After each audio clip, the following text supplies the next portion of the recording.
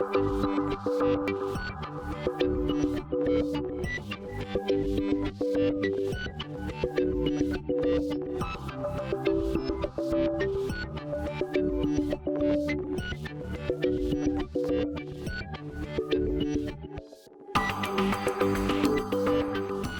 Rhodes Scholarship was developed by Cecile Rhodes in his will, and it funds students from all over the world, the U.S., Southern Africa, Australia, Canada, and other nations to study at the University of Oxford.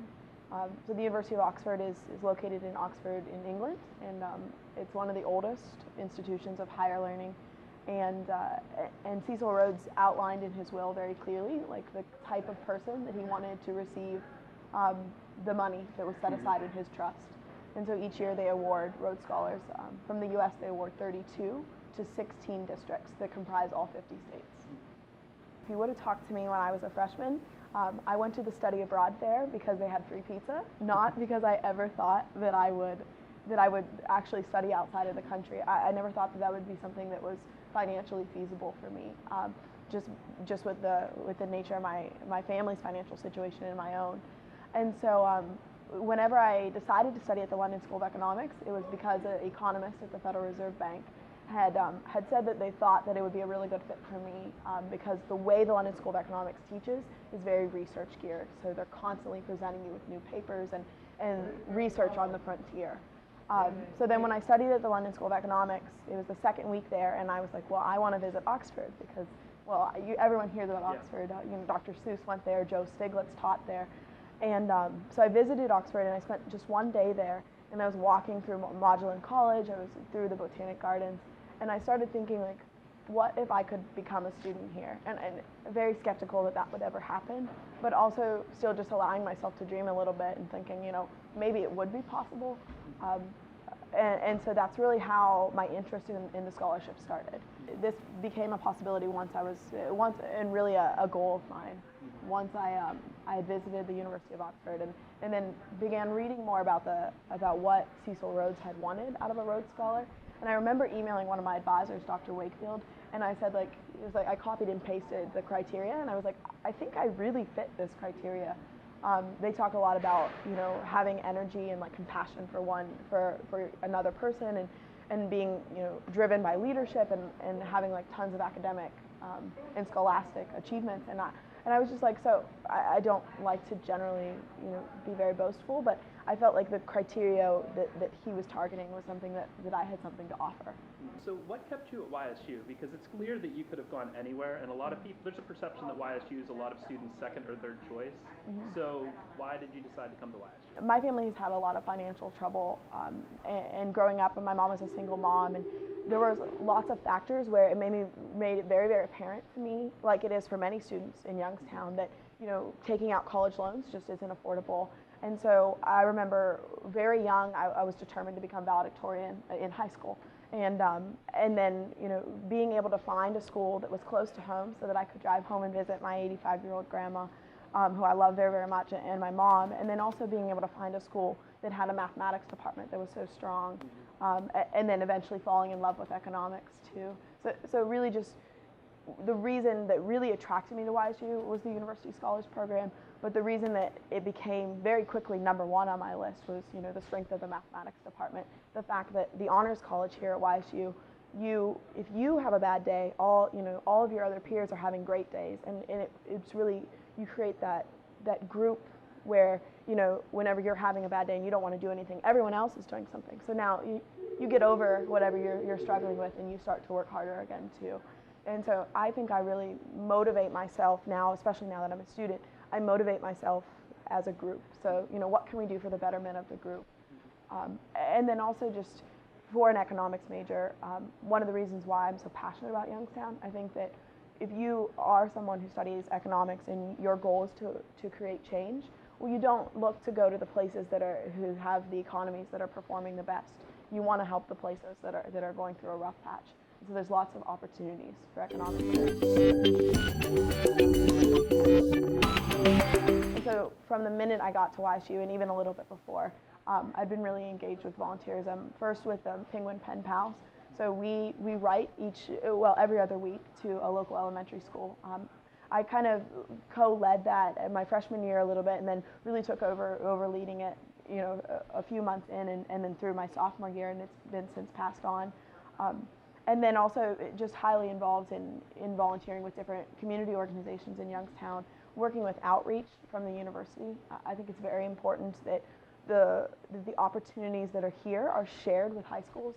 So volunteering at Math Fest, or helping lead the Sonia Kovalevsky Day, and inspiring women to pursue the mathematical sciences, or students to be very, very passionate about what they're studying.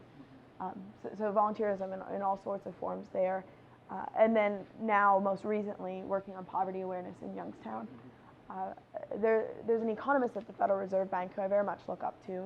His name's Dionysi Alapranasius, and he had said that he was very, very passionate about development economics when he was in high school and even in college. And so he was determined after going to college that he might go and become an activist. And one of his advisors stopped him and said, well, do you want to become an activist where you're standing and holding a sign, or do you want to become an activist with a place to stand where you can write a paper that would then land on an economist's desk at the World Bank and help create policy change? And when he told me that story, I realized that that's what I want to do. So I think that sometimes you want to become an activist, and you want to maybe lift up a certain population that's dealing with oppression, minds of people in poverty. But do you want to petition at that level where you're holding a sign and you're very engaged in the front line? That is a path for some people.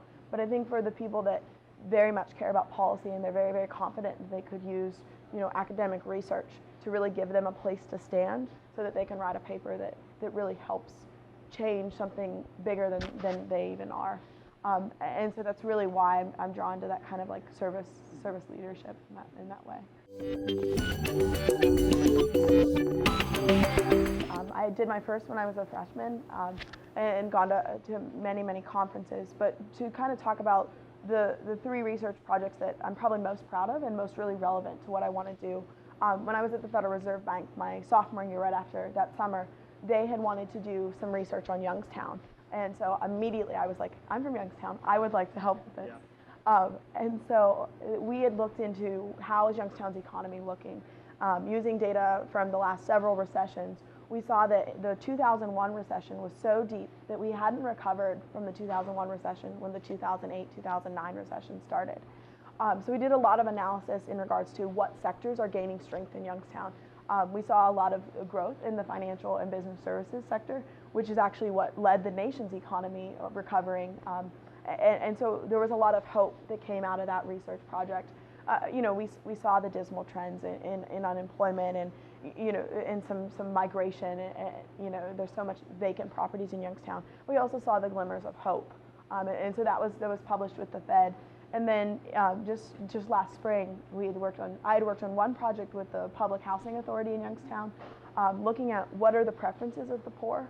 So I think that it's very, very important that we do not discount the value of what the poor want, but it's also very hard as an economist to measure what the poor prefer because they're not revealing that in the market. Mm-hmm. So you can see every day that when I go to the grocery store that I particularly like ice cream because I buy it, right? Yeah. But for people in poverty, we don't know if they like ice cream because they don't have the money to reveal that preference to the market and purchase it. And so that's just a very simple example, and it's a much larger scope. So I was very interested in that question, like how do we really get at the preferences of the poor? Because if we want to empower them to climb out of poverty, we need to know what they want to be able to do that effectively.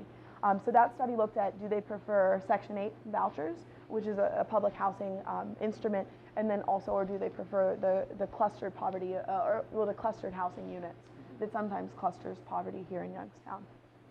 And then the final paper that I'm very, very proud about, and it's not at all just me, it was with a group of students in the mathematics department. We redistrict the beats for the police beats in Youngstown, and they actually implemented that. It will start to be implemented on January 1st this year. So what that project entailed was taking historical data and looking at where do the officers need to be placed in order to keep Youngstown as safe as possible, and then really using mathematical models to then redistrict them and then help the police department implement. So it's really cool, I think, as an economics major and as a math major, to realize the strength of quantitative skills, and then also to realize the ability to then impact policy. And kind of going back to that, what I was saying before, like, you can be an activist for the poor and for the betterment of society and use your research. So, what do you want to pursue when you go to Oxford? So I'll be pursuing an MPhil in economics, which is a Master's of Philosophy. Similar to a master's degree in the US, it has a little bit of a different structure. It will be a single year, and then I will move to a DPhil, which is a doctorate in philosophy and economics. I plan to work in the development economics research group, who focuses on poverty studies. So really answering the questions that I still currently have, and then looking at some of the developing economies and some microeconomic tactics of randomized controlled trials and that sort of thing. Okay. And do you have any travel or activity plans outside of academic stuff while you're at Oxford? So outside of academics, well, that I had a whole bunch I wanted to tell you, but then you said outside of academics. Well, no, go. Okay. So one thing that I think that we as economists, as aspiring economists, and in general the field needs to do, is whenever we prescribe a policy or a program, we need to first understand what the people in the area that we're working on need. So like if I end up writing a paper on, say, Bangladesh, I plan to travel to Bangladesh first and to help the data collectors to collect the data and to meet the households that are struggling with living on $1 or $2 a day. So I understand first what are their thoughts, because I think a lot of really good economic research can be motivated with some of those very anecdotal notes where you're talking to a family who tells you no, I want to vaccinate my children, but I just can't take off work to go take them to the hospital or camp where the vaccines are. And then all of a sudden you aren't saying, you understand that it's not that they don't want to. So it's not that we need to incentivize them to go to start vaccinating. We just need to enable them to leave work to do that. And so I do plan to travel with my research. But I also think that I'm very confident that YSU has prepared me really well. In my coursework in the mathematics department, I remember I had breakfast with some of the panel the next day. I had just asked two of the women who I really quickly identified with if they would go to breakfast with me. And we were talking, and I was like, I'm a little bit overwhelmed with the University of Oxford. Like, am I academically strong enough, intellectually strong enough to study there? And they're like, no, we've looked at your application and we wouldn't have selected you if we didn't think that. So that kind of helped me get over that initial oh no, am I gonna be able to graduate? But no, I think I will be able to. If I could come back and hopefully maybe work for the Federal Reserve Bank in community development, or I could come and end up working for the World Bank.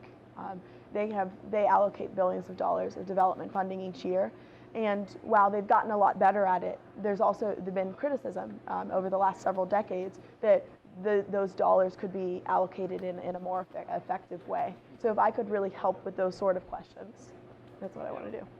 So you're more drawn to the policy side rather than academics?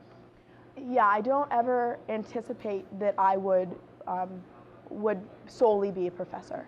I think that it's so important for anyone who is very, very passionate about the research to not only want their research to end up in the best journal and advance the field, but also for their research to then touch policy, especially for a social science like economics.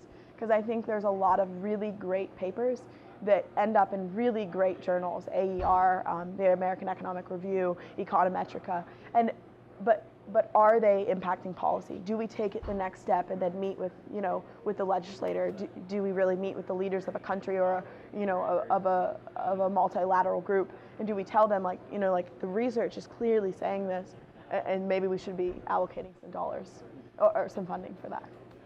So if I had anything to add, there would be two things. The first is that I really hope that other YSU students look at this experience not as Ashley Orr won a Rhodes Scholarship, but that Youngstown State University won one. And further, that with a lot of hard work, determination, and passion, that it's something that I truly believe other YSU students can easily attain, and other awards of similar stature. I think the key there is just recognizing and not being overwhelmed by the fact that, like I'm competing against people from Harvard, Yale, Stanford. No, like I'm from YSU and I can change the world, and I think I would encourage other students to adopt that thought. And then finally, I just owe a lot of thanks to the mathematics department and my advisors there, to the economics department and some really great advisors there, and then of course to honors and Amy Cosentino, and then my mom and my grandma. I love them so much. So All right. thanks for interviewing me too. Yeah, thanks for sitting down with us.